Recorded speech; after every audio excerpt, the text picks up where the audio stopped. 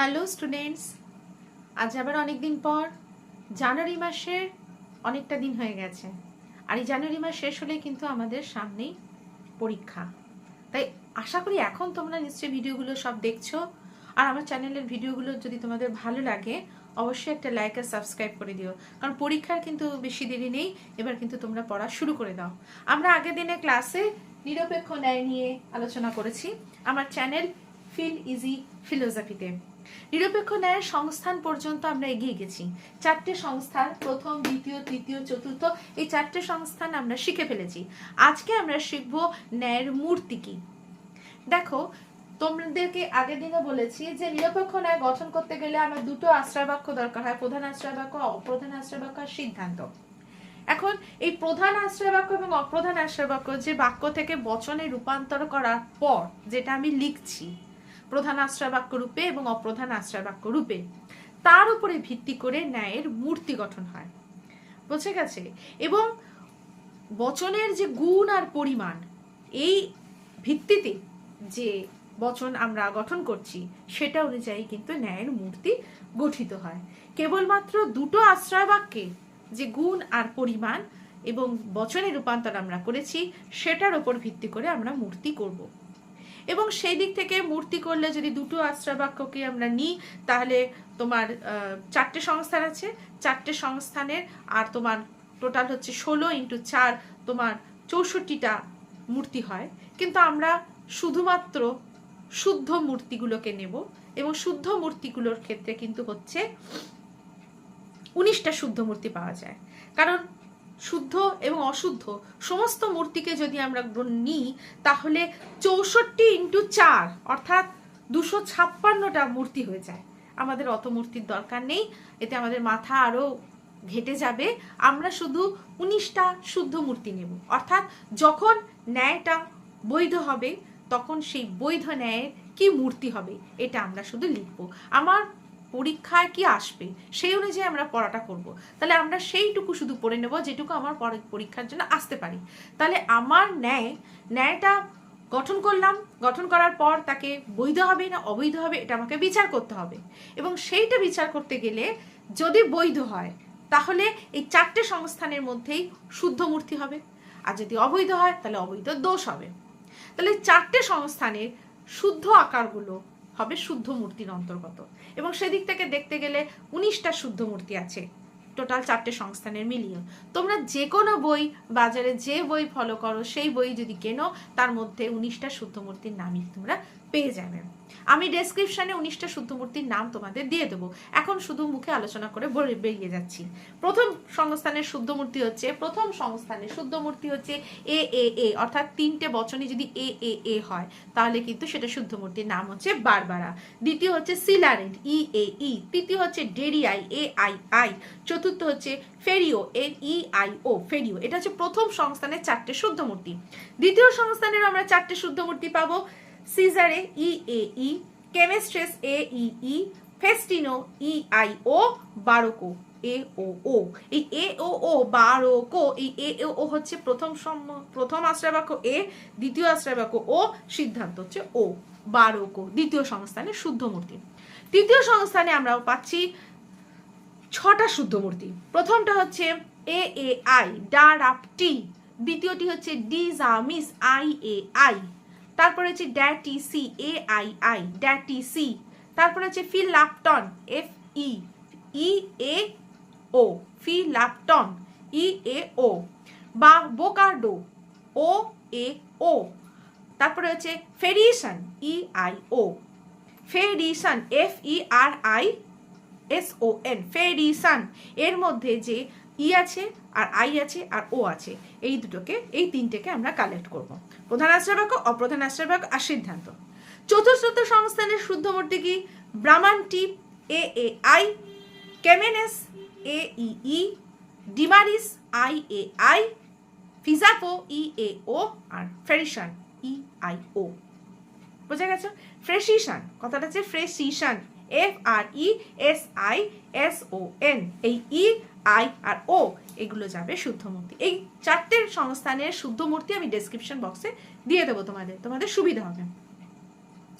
এইবার আমরা যাই দোষ বিচারের ক্ষেত্রে, অর্থাৎ যদি অবৈধ হয়। অবৈধর ক্ষেত্রে আমরা কতগুলো দোষ পাবো, সেগুলো কি কি? প্রথম যে দোষটা নিয়ে আমরা আলোচনা করি সেটা হচ্ছে চারিপদ ঘটিত দোষ। এগুলো গঠন সংক্রান্ত দোষ, তাই প্রথমে আলোচনা করে নিচ্ছি। দেখো, নিরপেক্ষ ন্যায় গঠনের ক্ষেত্রে তোমাদেরকে আমি দেখিয়েছি, নিরপেক্ষ ন্যায় গঠন করতে গেলে 3টে পদ থাকবে, পক্ষপদ, সাধ্যপদ আর হেতুপদ।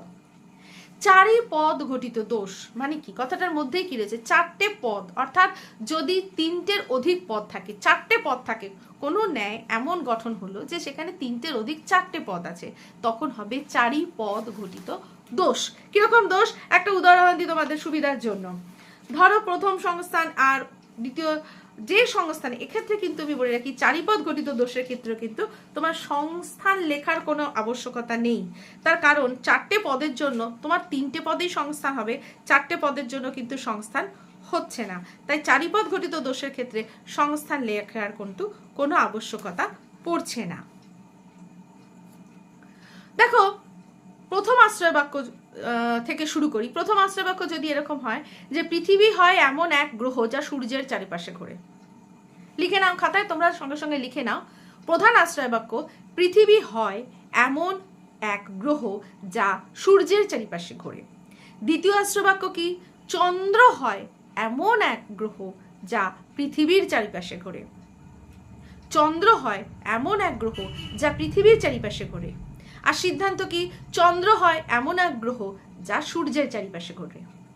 ঠিক আছে, এটা লিখে নিলে খাতায়। এবার দেখো, এবার ন্যায়টা যে গঠন হলো তার দিকে তাকাও। সিদ্ধান্ত কি আছে?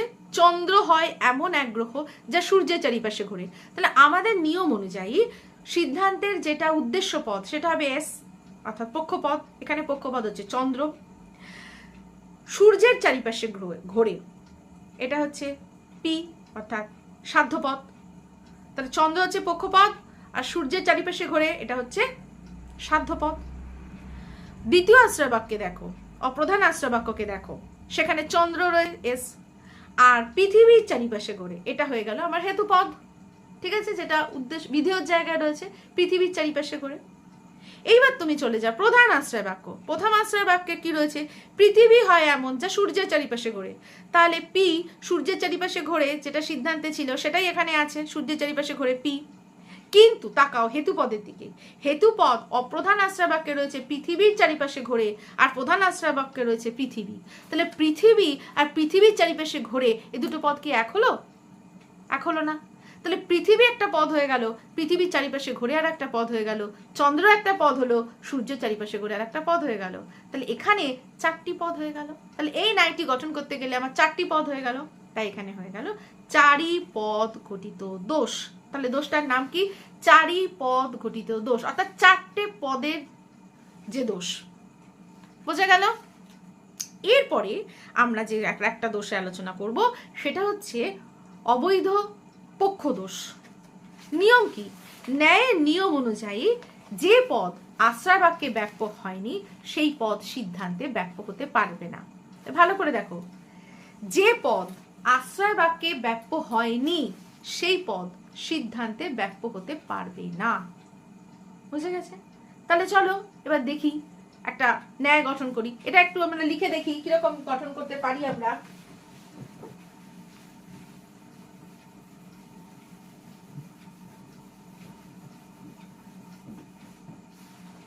দেখো, যদি আমরা সিদ্ধান্ত এখানে লিখি, সিদ্ধান্ত লিখলাম কোনো প্রাণী নয় মানুষ, কোনো প্রাণী নয় মানুষ, এটা হচ্ছে ই বচন হলো, এটা সিদ্ধান্ত। অপ্রধান আশ্রয় বাক্য কি? অপ্রধান আশ্রয় বাক্য হচ্ছে সকল প্রাণী হয়, সকল পাখি হয় প্রাণী করি, সকল পাখি হয় প্রাণী। এটা কি বচন হয়েছে? এটা এ বচন হয়েছে। প্রধান আশ্রয় বাক্য কি করি? কোন পাখি নয়, কোন পাখি নয়, এখানে মানুষ আছে তাহলে যাবে মানুষ, কোন পাখি নয় মানুষ। তাহলে এটা কি বচন? এটা হচ্ছে ই বচন। ঠিক আছে, এবার দেখো বললাম কি, মনে রাখো যে পদ আশ্রয় বাক্যে ব্যাপ্য হয়নি সেই পদ সিদ্ধান্তে ব্যাপ্য হতে পারবে না। তোমাদের ব্যাপ্যতার চ্যাপ্টারটা যদি ভুলে গিয়ে থাকো, আমার ভিডিও আছে, সেই ভিডিওটা দেখে নেবে। ব্যাপ্যতা কোন বচনের কোন পদ ব্যাপ্য হয় সেখানে কিন্তু স্পষ্ট করে উল্লেখ করা আছে। লজিকের একটা মজার জিনিস হলো আগের বিষয়গুলো ভুলে গেলে চলবে না, এবং প্রত্যেকটা চ্যাপ্টারের পুরোনো চ্যাপ্টারগুলোকে ঝালাই করে নিতে হবে তোমার, তবে কিন্তু তুমি নতুন লজিকটাকে বুঝতে পারবে। ঠিক আছে, তাহলে এই দেখো এখানে ই বচনে উদ্দেশ্য এবং বিধেয় উভয় পদই ব্যাপ্য হয়, তাহলে প্রাণীও ব্যাপ্য হয়েছে আবার মানুষও ব্যাপ্য হয়েছে। ঠিক আছে, এ বচনে কি হয়েছে, প্রাণী এ বিধেয় স্থানে আছে, এ কিন্তু ব্যাপ্য নয়। দেখো কারণ এই বচনটার পাখি ব্যাপ্য হয়েছে, কারণ এ বচনের উদ্দেশ্য পদ ব্যাপ্য হয়, বিধেয় পদ ব্যাপ্য হয় না। কিন্তু এই প্রাণী এই যে পদটি, এইটি অপ্রধান আশ্রয় বাক্যে এখানে রয়েছে, বিধেয় স্থানে রয়েছে, সেই জন্য এখানে সে ব্যাপ্য হয়নি। তাহলে যে পদ আশ্রয় বাক্যে ব্যাপ্য হতে পারবে না সেই পদ এখানে ব্যাপ্য হয়ে গেছে সিদ্ধান্তে, সেই জন্য এখানে দোষ হয়েছে অবৈধ পক্ষ দোষ। অবৈধ পক্ষ দোষ। এই অবৈধ পক্ষ দোষের ক্ষেত্রেও কিন্তু তুমি সংস্থান লিখবে। যখনই তুমি নিরপেক্ষ ন্যায়টা গঠন করবে, তুমি নিরপেক্ষ ন্যায়টা গঠন করবে, তার সংস্থান করবে, তারপরে ঠিক আমি যেভাবে দেখাচ্ছি সেইভাবে তার দোষ বিচার করে নেবে, তাহলে তুমি ফুল মার্কস। বুঝে গেছে? এইভাবে লজিকে ফুল মার্কস পাওয়া যায়। তাহলে কি হলো, এখানে অবৈধ পক্ষ দোষ। এবার ব্যাখ্যাটা লিখতে হবে কিন্তু, কেন? কারণ এই প্রাণী যে পদটি, সে পদটি এই বচনে ব্যাপ্য হয়েছে, কিন্তু এ বচনে বিধেয় স্থানে থাকায় তা ব্যাপ্য হয়নি। সেই জন্য নিয়ম অনুযায়ী যে পদ আশ্রয় বাক্যে ব্যাপ্য হতে পারবে না সেই পদ সিদ্ধান্তে ব্যাপ্য হতে পারবে না। তাই এই নিয়ম লঙ্ঘন করার জন্য এখানে অবৈধ পক্ষ দোষ ঘটেছে। তাহলে আমরা দুটো দোষ পেলাম। এর আগে আলোচনা করলাম চারিপদ ঘটিত দোষ, তারপরে আলোচনা করলাম অবৈধ পক্ষ দোষ। এবার আমরা আলোচনা করব অবৈধ সাধ্য দোষ।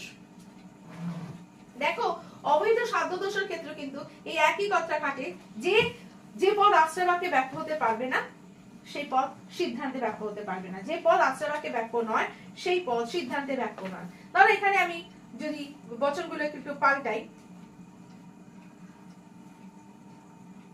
এরকমই থাক, শুধু উপরের এই বচনটাকে একটু পাল্টাই।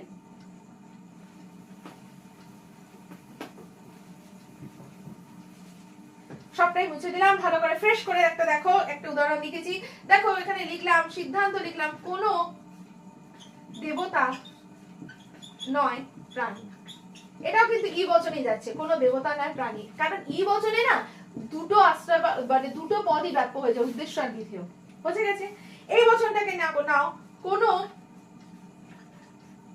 দেবতা নয় মানুষ। ঠিক আছে, কোন দেবতা নয় মানুষ, ই বচন। এখানে উদ্দেশ্য বিধেয় দুটোই ব্যাপ্য আছে। ঠিক আছে, এইবার তুমি নাও কি নেবে, এই বচনটা দিয়ে দাও এ বচন, সকল মানুষ হয় প্রাণী। সকল মানুষ হয় প্রাণী, এ বচনে দিয়ে দাও। এবার দেখো মানুষ উদ্দেশ্য জায়গা আছে ব্যাপ্য হয়েছে, কিন্তু প্রাণী বিধেয় জায়গা আছে ব্যাপ্য হয়নি। সেই জন্য প্রাণী সাধ্যপদ এখানে ব্যাপ্য হয়নি, অথচ সিদ্ধান্তে ব্যাপ্য হয়ে গেছে। সেই জন্য এখানে দোষটা হবে অবৈধ সাধ্য দোষ। অবৈধ সাধ্য দোষ।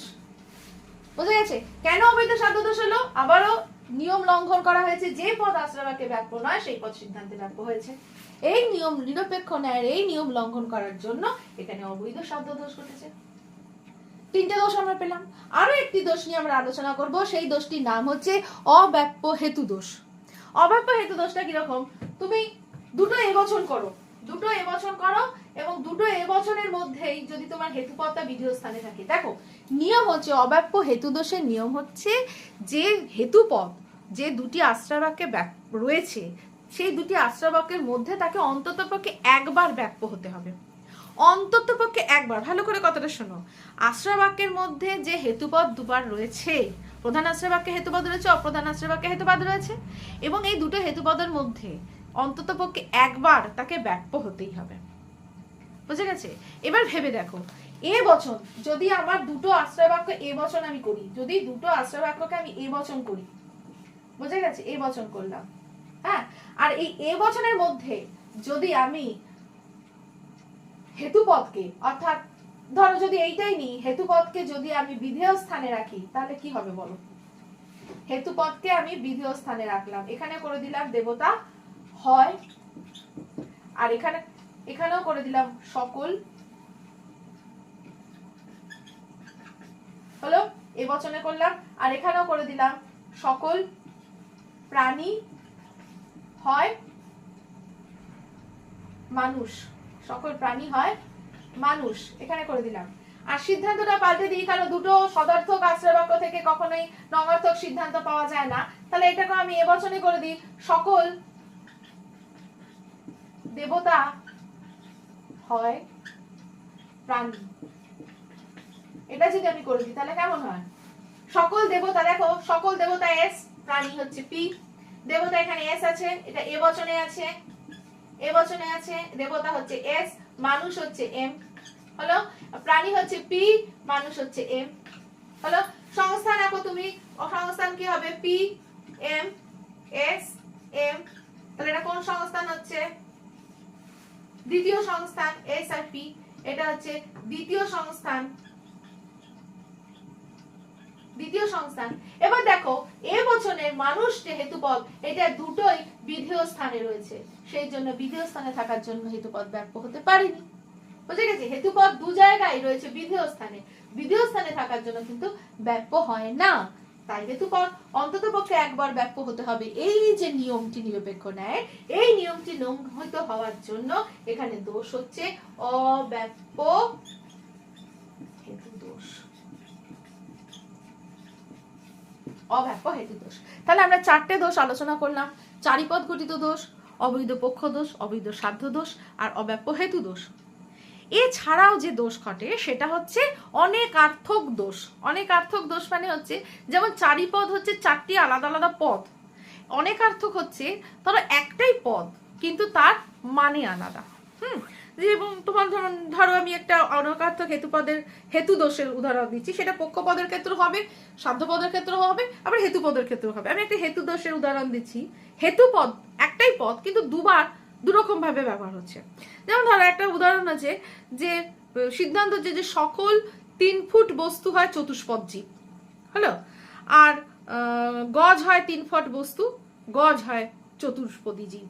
এইখানে দেখো এই যে গজ শব্দটা, এক অর্থে গজ যখন বলছে যে গজ হয় চতুষ্পদ জীব, তখন কিন্তু গজ শব্দটা একটা হাতি অর্থাৎ প্রাণী, চতুষ্পদ জীব এই অর্থে ব্যবহার হচ্ছে। আর যেখানে বলছে গজ হয় 3 ফুট বস্তু, এখানে গজটা কি? এখানে গজটা হচ্ছে মাপকাঠি, ঠিক আছে? গজ এটা হচ্ছে মাপকাঠি। তাহলে শব্দ এক, গজ শব্দ এক কিন্তু অর্থ আলাদা, এটা হচ্ছে অনেকার্থক, কিন্তু এটা হেতুপদ তাই অনেকার্থক হেতু দোষ। এরকম পক্ষ দোষের ক্ষেত্রে হবে, আবার সাধ্য দোষের ক্ষেত্রে হবে। যেমন ধরো আমি বললাম, আর একটা উদাহরণ দিচ্ছি, যে জীবন হয় তরল, জল হয় জীবন, জল হয় তরল। এখানে দেখো যে এই যে জীবন হয় তরল, এই যে জীবন পক্ষপদ, জীবন হয় তরল, এখানে জীবন হয় তরল, যেটা যে অর্থে জীবন, সেই অর্থে কি জীবন জল হয় তরল বা জল হয় জীবন সেই অর্থে? অপ্রধান আশ্রয় বাক্য হচ্ছে জল হয় জীবন, সেই জল হয় জীবন এই বাক্যটা জীবন হয় তরল, এখানে দুটো জীবন কি একই অর্থে ব্যবহার করা হয়েছে? জল হয় জীবন এইটা যে অর্থে জীবন, জীবন হয় তরল এইটা সেই অর্থে কিন্তু জীবন নয়। তাই এটা যেহেতু পক্ষপদ তাই অনেকার্থক পক্ষ দোষ। এইভাবে অনেকার্থক পক্ষ দোষ হতে পারে, অনেকার্থক হেতু দোষ হতে পারে, অনেকার্থক সাধ্য দোষ হতে পারে, ঠিক আছে? আর এছাড়া চারিপদ ঘটিত দোষ, অবৈধ পক্ষ দোষ, অবৈধ সাধ্য দোষ এবং অব্যাপ্য হেতু দোষ। তাহলে তুমি নিরপেক্ষ ন্যায়টা গঠন করবে। নিরপেক্ষ ন্যায়টা গঠন করার পর তার সঠিক সবার প্রথমে করতে হবে তার সিদ্ধান্ত নির্বাচন করতে হবে। সিদ্ধান্ত নির্বাচন করার পর তার অপ্রধান আশ্রয় বাক্য, প্রধান আশ্রয় বাক্য আপনা আপনি বেরিয়ে আসবে। তারপরে তার সংস্থান লিখতে হবে, তারপরে তার দোষ বিচার করতে হবে। এবার আর একটা বিষয় বলে রাখি, সেটা হচ্ছে সংক্ষিপ্ত ন্যায়। সংক্ষিপ্ত ন্যায়টা হচ্ছে ধরো এমন একটা ন্যায় না যেখানে তোমার 3টে আশ্রয় বাক্যে বলে দেওয়া থাকবে না, তোমাকে হয়তো 2টো বলে দেওয়া থাকলো, 3 নম্বরটা তোমাকে নিজেকেই বের করে নিতে হবে, সেটাকে বলা হয় সংক্ষিপ্ত ন্যায়। এবং এই সংক্ষিপ্ত ন্যায় তুমি যদি প্র্যাকটিস করতে থাকো তাহলে সংক্ষিপ্ত ন্যায় কিন্তু কিছু তেমন শক্ত বিষয় নয়। আমি একটা উদাহরণ দিই তোমাকে। যেমন ধরো অনেক রকম সংক্ষিপ্ত ন্যায় হতে পারে, কোনোটার ক্ষেত্রে সিদ্ধান্ত থাকলো না, কোনোটার ক্ষেত্রে প্রধান আশ্রয় বাক্য থাকলো না, কোনোটার ক্ষেত্রে অপ্রধান আশ্রয় বাক্য থাকলো না। যেমন ধরো বলা হলো যে সব মানুষ মরণশীল জীব, রামও মানুষ।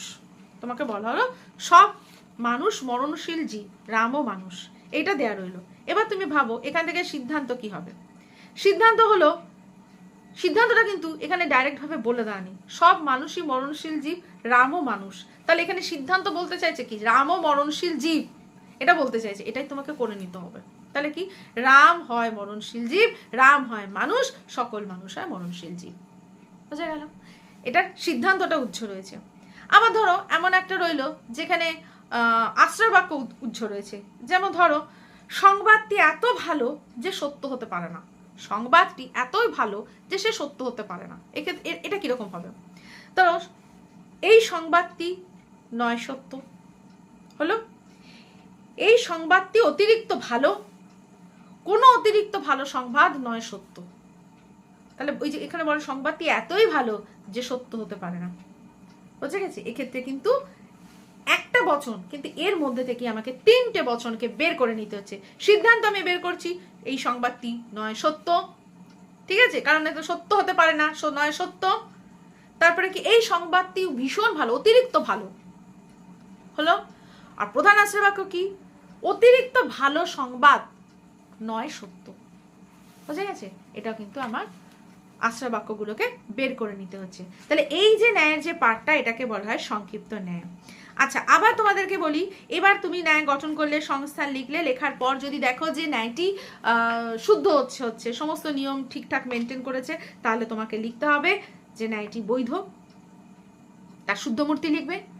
আর যদি ন্যায়টি নিয়ম লঙ্ঘন করে, অবৈধ হয়, তাহলে তুমি তার নাম লিখবে অবৈধ, এবং অবৈধ দোষ লেখার অবৈধ লিখবে, অবৈধ দোষটার নাম লিখবে এবং কেন হয়েছে এটা ব্যাখ্যা করবে। তাহলে তুমি ফুল নাম্বার পাবে। কিরকম দেয়া থাকবে? ধরো এরকম দেয়া হলো, অমল হয় বিমলের বন্ধু, কেননা কমল বিমলের বন্ধু এবং অমল কমলের বন্ধু, এরকম একটা বচন দেওয়া রইলো। এটা বোঝাই যাচ্ছে এটা চারিপদ গঠিত দোষ হয়েছে, তাই না? কারণ এখানে এই যে দেখো, অমল কমলের বিমলের বন্ধু, কমল বিমলের বন্ধু, এইসব ব্যাপারগুলো থাকলে চারিপদ গঠিত দোষ হয়।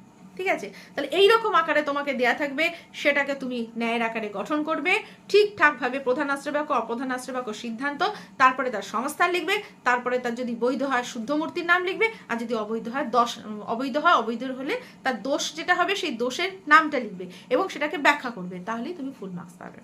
এবার তোমার কাছে যে বই আছে সেই বইতে তুমি প্র্যাকটিস করো, প্রচুর পরিমাণে প্র্যাকটিস করো, নিরপেক্ষ ন্যায় কিন্তু আসবেই। তাহলে আজকে এই পর্যন্ত, টাটা।